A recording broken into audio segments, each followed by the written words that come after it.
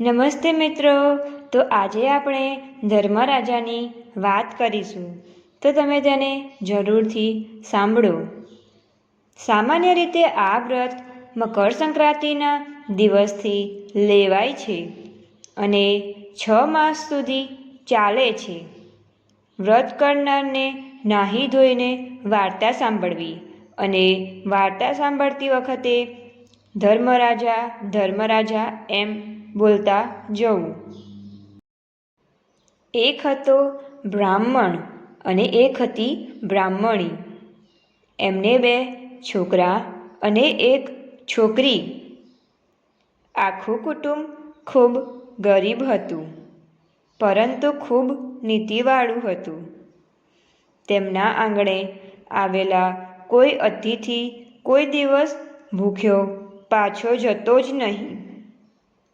હંમેશા ઓછામાં ઓછા 1 અતિથિને જમાડીને જ તેઓ જમતા, અથવા તો કોઈ પક્ષીને ચણ નાખીને જ જમતા. આવી પરિસ્થિતિ હોવાને કારણે એમના બંને દીકરાઓએ વિચાર કર્યો કે અહીં ને અહીં બેસી રહીશું તો આપણી સ્થિતિ કોઈ દિવસ સુધરશે નહીં. માટે આપણે પરદેશ કમાવા જઈએ. આમ વિચાર કરીને બંને છોકરાઓ પરદેશ કમાવા ચાલી નીકળ્યા. બ્રાહ્મણ બ્રાહ્મણી અને એમની વિધવા દીકરી ઘેર રહ્યા. એવામાં ચોમાસાના દિવસો આવ્યા અને વરસાદ પડવા લાગ્યો. ઘણા દિવસો સુધી વરસાદ પડ્યો અને ઘણા દિવસો સુધી વાદળ રહ્યા. તેથી સૂર્ય ઉગ્યો જ નહીં, એટલે બ્રાહ્મણને ઘેર કોઈ અતિથિ આવ્યો જ નહીં. આથી બ્રાહ્મણ બ્રાહ્મણી અને એની દીકરીને 15 દિવસ ભૂખ્યા રહેવું પડ્યું. ભગવાન ત્રણેય જણાની શ્રદ્ધા અને ભક્તિ ઉપર પ્રસન્ન થયા. આથી ભગવાને હંસ અને લક્ષ્મીજીએ હંસલીનું રૂપ લઈને ઉડતા ઉડતા બ્રાહ્મણના ઘેર આવ્યા. એમણે ખોબે ખોબા ભરીને જાર નાખી, પણ તેમણે એકેય દાણો ખાધો નહીં. એટલે બ્રાહ્મણે તેમને પૂછ્યું, અમે એવા શું પાપ કર્યા છે કે તમે અમારો એકેય દાણો ખાતા જ નથી? હંસ કહે, અમે તો રાજહંસ છીએ, એટલે સાચા મોતી સિવાય બીજું કંઈ ખાતા જ નથી.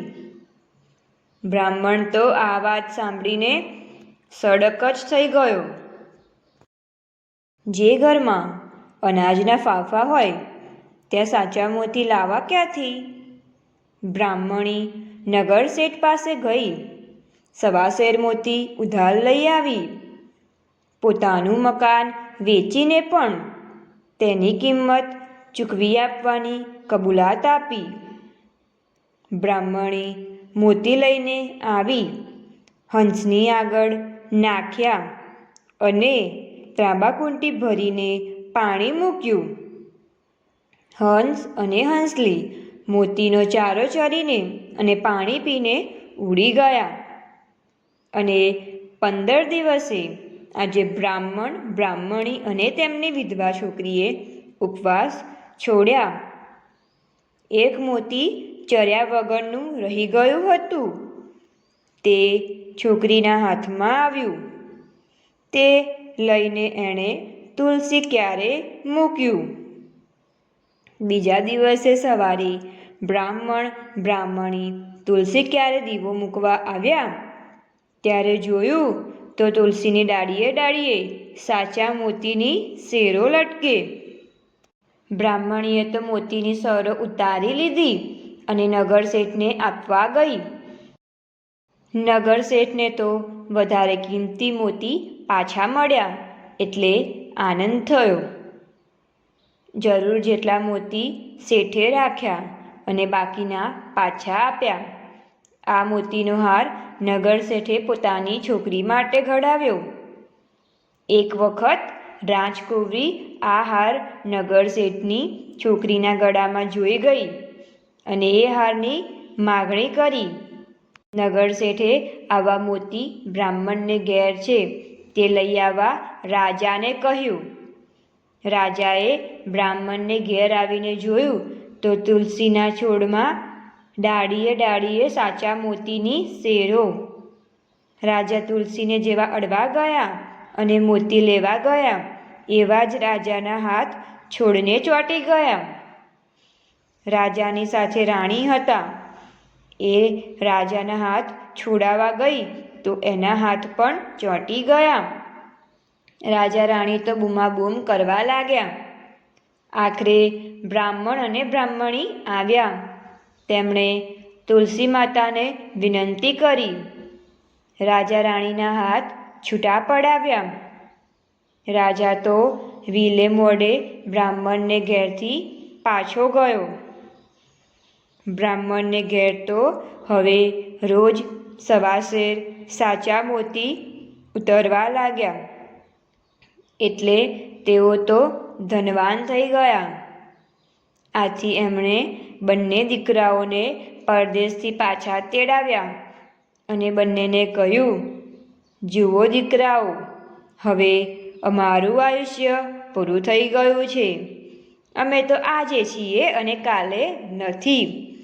એટલે આપણા ઘરમાં જે કંઈ છે એના 3 ભાગ પાડજો.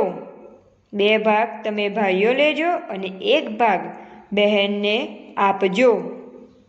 અને થોડા જ દિવસમાં બ્રાહ્મણ અને બ્રાહ્મણીનો મરણ પામ્યા. રોજ સવારે મોતી તુલસી ક્યારે ઉગે અને રોજ 3 ભાગ પડે. એટલે એક દિવસ મોટા દીકરાની વહુએ કહ્યું, તમારી બહેન રોજ 3જો ભાગ લે છે અને એના રોટલા મારે ટીપવા પડે છે. જો 3જો ભાગ લેવો હોય તો જુદા રહે. ભાભીના આવા શબ્દો સાંભળીને બહેનને ભારે દુઃખ થયું.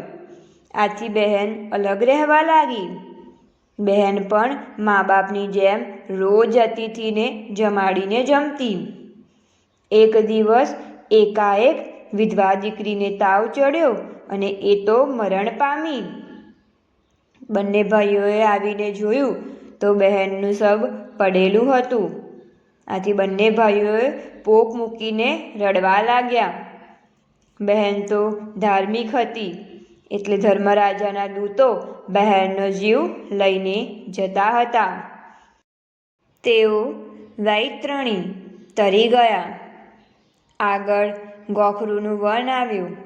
બહેને જોડાનું દાન આપેલું એ વન પણ વટાવી ગયા. આગળ તાપના અંગારા વરસતા હતા. બહેને છત્રીનું દાન આપેલું એટલે છત્રીની મદદથી તાપ પણ વટાવી ગયા. અંતે તેઓ ધર્મરાજાની પાસે આવ્યા. ધર્મરાજાએ બહેનનું ખાતું પોતાના ચોપડામાં જોવા માંડ્યા. એમાં બધા વ્રત નીકળ્યા. એક પણ ધર્મરાજાનું વ્રત ન નીકળ્યું. એટલે આ વ્રત કેવી રીતે કરવું એમ બહેને પૂછ્યું. આ વ્રત 6 મહિનાનું છે. ગમે તે દિવસથી આ વ્રત કરી શકાય છે. આ વ્રતમાં ધર્મરાજાના નામનો દીવો કરવો. હાથમાં જારના દાણા રાણીને વાર્તા સાંભળી. કોઈ વાર્તા સાંભળનાર ન હોય તો ઉપવાસ કરવો. 6 મહિના પૂરા થાય ત્યારે વ્રતનું ઉજવણું કરવું. ઉજવણી કરતી વખતે વાંસનો ટોપલો, સવાશેર જુવાર, લાલ કપડાનો કટકો, 1 જોડી કપડાં, છત્રી, ફાનસ, જોડા, સવાશેર સાચા મોતી, હોડી, નિસરણી, સોના અને રૂપાની 2 મૂર્તિ, આ બધું સુપાત્ર વિદ્વાન જોઈને તેનું દાન કરવું. આટલું બધું આપી શકાય તેમ ન હોય તો શક્તિ પ્રમાણે બને એટલું આપવું. સવાશેર ઘીની સુખડી કરવી. એમાં 4 ભાગ પાડવા. એમાં 1 ભાગ ગાયને ગોવાળના, બીજો ભાગ બ્રાહ્મણને, ત્રીજો ભાગ રમતા બાળકને અને ચોથો ભાગ ઘરના માણસોને આપવો. બધા મરદાને સ્મશાનમાં લઈ ગયા. ત્યાં સ્મશાનમાં તેને અગ્નિ મૂકવા માટે જતા હતા. ત્યારે લક્ષ્મીજી ડોશીનું રૂપ લઈને ત્યાં આવ્યા અને સતીનું મોં જોવાની માગણી કરી. ડાગુએ તો વિધવા છોકરીનું મોં જોવાની ના પાડી, છતાં એ ડોશી તો એમની પાસે ગયા અને મોં જોયું. મોં ઉપર હાથ ફેરવ્યો ત્યાં તો છોકરી જીવતી થઈ ગઈ. આથી એના ભાઈઓને તો હરખનો પાર રહ્યો નહીં. પછી બહેને ઘેર આવીને ધર્મરાજાનું વ્રત કર્યું. 6 માસ પૂરા થયા એટલે બહેનનો જીવ લઈને ધર્મરાજાના દૂતો જવા લાગ્યા. ત્યારે ઘરમાં એકદમ રોશની થઈ અને કુમકુમના પગલાં પડવા લાગ્યા. 2 ભાઈઓની બહેનને ધર્મરાજાનું જેવું ફળ મળ્યું એવું સૌને ફળજો. અને આવી વિડીયો જોવા માટે અમારી ચેનલને લાઈક, શેર એન્ડ સબસ્ક્રાઈબ જરૂરથી કરો.